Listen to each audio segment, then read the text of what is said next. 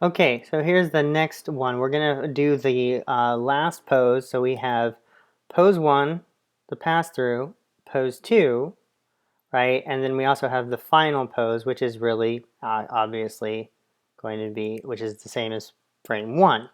So let's actually get the last one in here. So what I'm going to do is I'm going to say copy from my other pass-through and say paste. Now obviously there is a difference because these legs are now switched around. So this one, the leg goes down, right? This one, the foot is flat.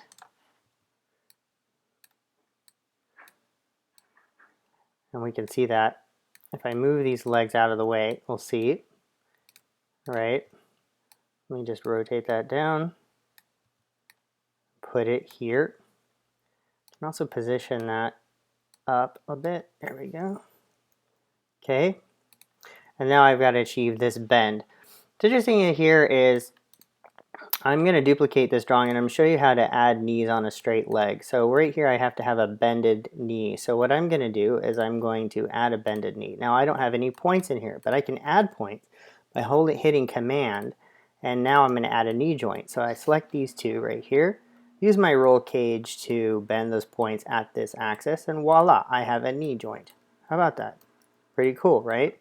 If I want it bent even more, roll it, bend it. I love it. Okay.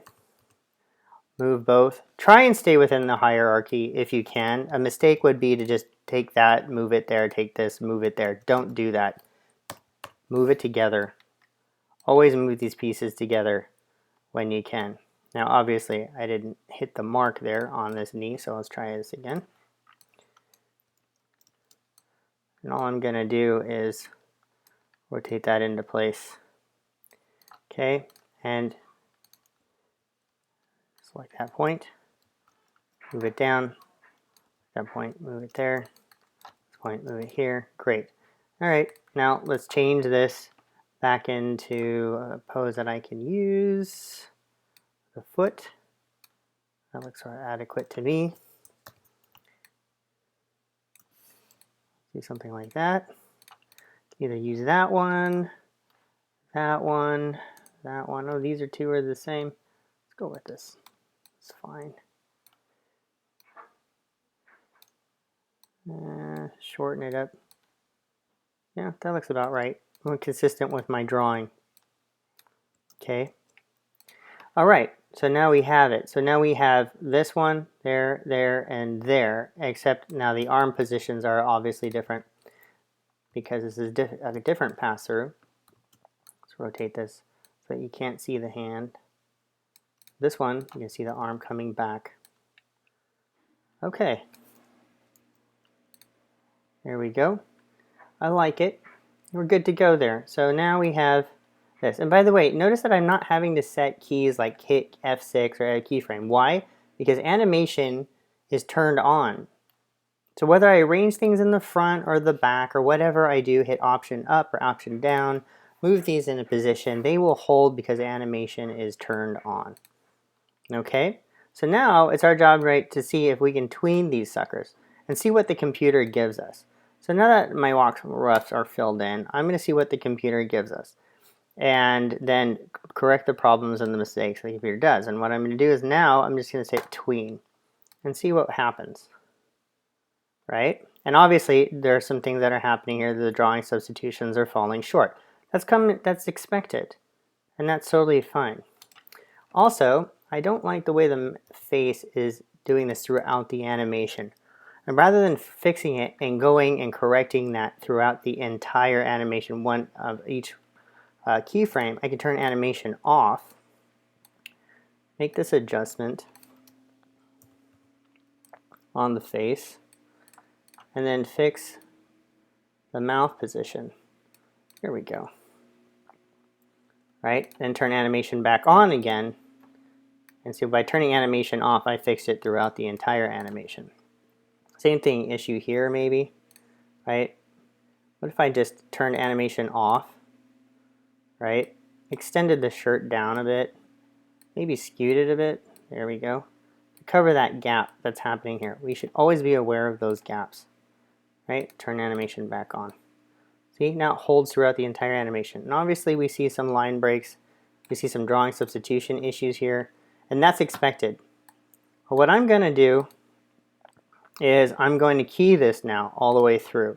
So I'm going to select this and I'm going to say tween to keys, just like Adam, you recently asked about how do you do this. You select that range, says 1 to 7, you say OK at every 2 frames. It says, gives you a warning, 3D paths might change the order of things. Most of the time, I would say 80% of the time it holds, right? And then select that range, say on 2s every 2 frames. Say OK, which it only did 1, 2 right there. And then again, here, OK, every 2, OK, and then here, every 2. Say OK. Obviously, we're gonna ditch the last frame in here because it's the same. So I'm going to, but I still am gonna tween it because I'm gonna need frame 18. Okay, so let's try this. And I'm actually going to need, if I'm going this way up, I'm probably going to need just as many frames going back down. So let me see, maybe, because this is a little bit inconsistent with the timing here. So let's see. Hold. I'm going to remove this key. I'm going to actually add by hitting plus. Actually, let me say shift plus. I'm going to add some frames here. 2. Let's move that down 2. And then let's tween that.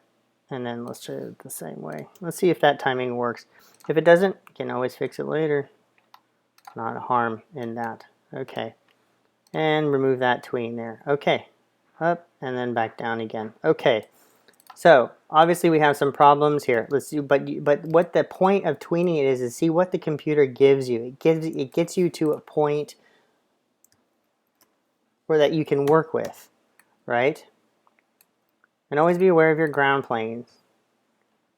And it also looks like there's some conflict with the back leg, always seeming to encroach on the same ground plane as the front. So what I'm going to do is I'm going to make it smaller throughout by turning animation off and then raising it a bit. And turn animation back on. There we go. Because that should be at a different plane. And then here, so let's fix this one at a time. Everything looks pretty good here, except right here I want that to go flat. Boom. Okay, if I wanted to, I could draw a ground plane line. Boom. So now he's made contact. And you can also turn onion skin on so that you know where you've been. Always important to know where you've been. Drag that toe. Make that toe roll. Make it a lot more effective if you have some sort of toe roll, right? There we go. A little bit of drag overlap. Nice. Right, let's go to the next frame. That looks good, consistent. Make sure that this is nice and level. That knee is coming forward. Make sure that there's on arcs because tweening only happens linearly. Okay, we might want to start bending that knee a little bit more. There we go. So drawing substitutions don't automatically tween. You got to get in there and do that yourself. But the tweening in terms of the tweening of the pegs, yes, that does happen, right? That's what you've achieved, or that's what you're looking at. So let's raise that up. Dun, dun. That is going to straighten out.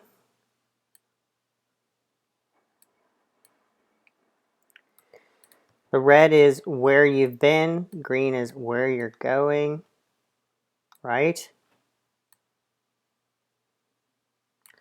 So if you want to, you're going to have to correct that again because it does not tween on arcs. Good arcs makes good animation, you guys. If you don't know what good arcs means, look it up because you got to have good arcs. And then when it comes to the hand coming back down, you're going to want to favor that just so that you get a little bit of a roll You're not going to have don't have a perfect in between on this one. I'm going to favor. This one I'm going to favor it. So here he's starting to take his step. And then boom, he makes contact. So we're going to have to flatten that foot out. Raise it up. So that it's also on a higher ground plane than the front leg. You have to be able to distinguish the front from the back, right? Boom. That one, no good. So you got to do what the computer gives you. Nothing is automatic always, right? If it does, it's a happy accident. You've got to take control. Don't expect the computer to do everything for you. It's just a tool. You're the animator, you're the master craftsman. You have to take charge, right?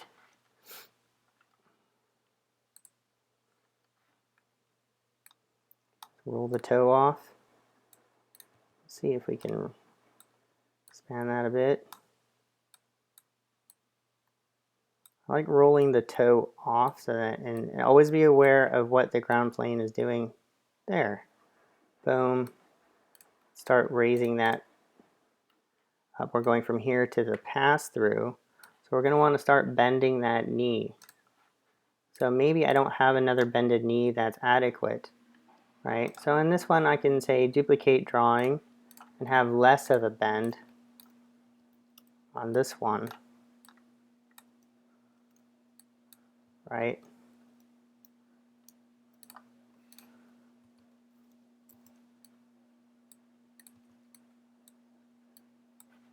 Have the foot come up a bit. Make sure that there's balance. Make sure it's tweened adequately. Again, here, that hand not coming in right. All right. So I'm forcing this into place. And that's what animating is in this program and any puppeted system. You got to force it. Got to make it happen yourself, right? You got to make it work. It isn't going to just happen automatically all the time, right? It's just not. It isn't going to. There we go. Get some bend. And this is why it's important to have as many drawing substitutions as you can so that it does work. So the more drawing substitutions you have, the more different options that you choose from, and you got to make them. So that means that the bigger your library is, the more choices you have, the less puppeted it is. So obviously you can have more drawings. Okay? I'm just trying to figure out which foot would be best in this situation. And in this case, I'm going to duplicate drawing. Oops, if I accidentally key in the wrong area, it's okay. You can, if you're working on the wrong frame, just drag it to the right one and it will hold. In this case, I'm going to duplicate drawing. And again, duplicate drawing. Feel free to duplicate drawing. It ain't going to hurt nothing, right? And if you have duplicates on duplicates, oh well. It's better than not, because otherwise you screw up the original. And that is no good, right? Okay. So it looks like, according to everything that I've got here, I've got some working feet. And it's in working order. And it's on twos. Here, what I'm going to do is I'm going to tween this to that, because that's frame 19, or right? Or do I got frame 20? And because this is going back to 1, so I'm not going to need that one, but I might need this one. So I'm going to remove that, and I'm going to make this one work. And you can also see how many you're seeing ahead of time. And that looks fine. I'm going to work this one in. There we go.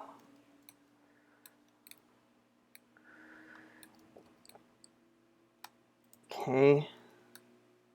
And he's about to step down. This actually is the step down, right? Nope, that's not the same. Copy.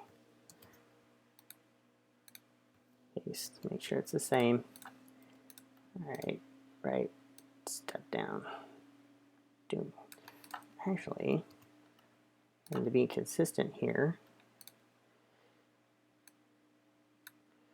it's not quite long enough. There we go. Again, copy, paste. All right, so now I have it. It's going this way. Now let's fix that up. Let's fix it up. I'm going to drag this up. Boom.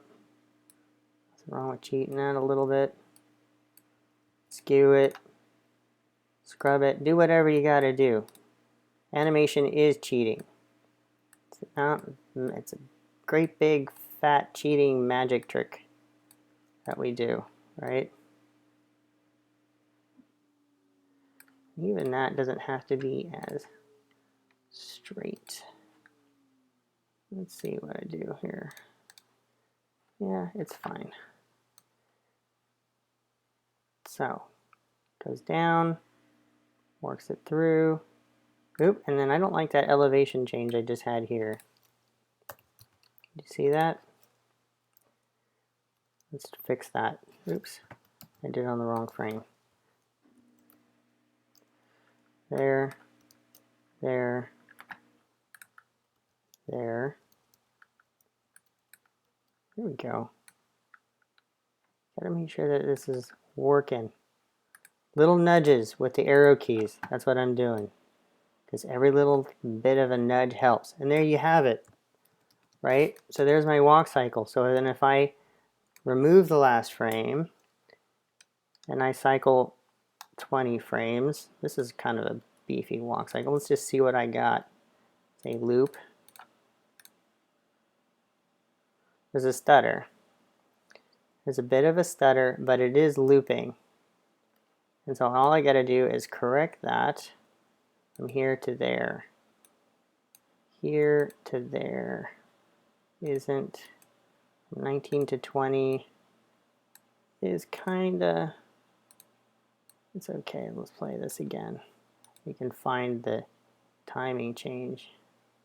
Overall, it's not too bad. There's some little weird wobblies going on here that I'm not too fond of, and I think it's right there too. And I think there's a various, yeah, that's it. There's an in-betweening issue right there. And a good walk cycle needs to have consistent traveling of the feet, otherwise it doesn't work. Let's try that. That's better with the foot. Now all you got to do is fix the timing of the, you see how quickly that hand goes up. So all I got to do is, boom, see there's a big change right there. So drag, drag, drag, drag. This one from here to here should actually start moving a little quicker. Tween it. Yeah, see, not actually tweened very well. Let's get that to favor the top. And then come back down, come back down, come back down. Yeah, that might be better timing. Let's try that. Better timing in the front foot, on the front. So that's, there you have it, okay? And again, if his hat's a little goofy actually, so turn animation off. Let's move it so that it looks a little bit more on. Turn animation on. See, when you turn animation on, that happens at that moment, at that frame. But if you turn it off, it happens throughout the entire animation. All right, so then how do you make him walk? Well, the issue is on master peg, right? And hopefully that master peg is set to 3D path on the peg settings. So if I click on the layer attributes or layer properties, that's the only peg. Instead of set to separate, you want that to set to 3D path. That actually enhances where the character is traveling in space. So I'm just going to say that he's moving from A to B. So he starts here. Let's see what that gives us. Tween it is way too fast, right? And obviously it's on 1s. And you're going to put that on 2s and see what the computer does. So let's say, computer's just to get you there from A to B, right? Say, okay. Notice I only did it at this peg, only at that peg level. There's a little bit of skating, right? But that's how you gauge the speed. So if it's too fast, right, you can just say, okay, he just needs to go back a little bit. Now tween it. And then set it on 2s because it has to line up.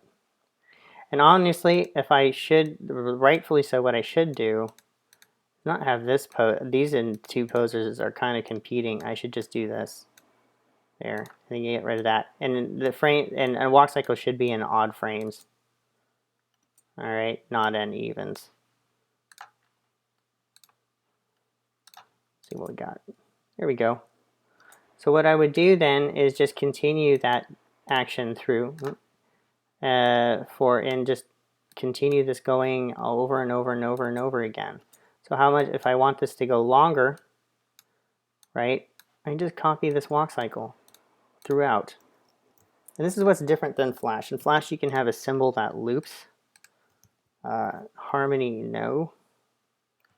You can't. So you just say copy, go on 2s, paste, right? And so that he can just continue to walk now, and then he's got to keep going, right? So say if he has him walk off screen. And what I should do to keep it consistent is just have it walk. Right, there we go. And then put the whole thing there on 2s. Say, okay. Don't worry about that warning. There's a little bit of skating there, so you just got to gauge the speed. But there you have it. That's how you do a walk cycle and harmony on 2s. I hope that helps you, class. Let me know if you have any further questions.